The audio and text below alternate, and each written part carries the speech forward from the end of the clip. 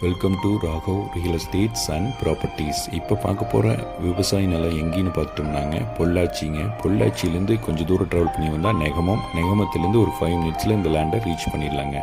இது ஒரு 80 சென்ட் உள்ள அக்ரி ஃபார்ம் லேண்டு தான் நம்ம இப்போ பார்க்குறோங்க. இதில் என்ன இருக்குன்னா, ஒரு ஃபார்ம் ஹவுஸ், சின்ன வீடு இருக்குங்க.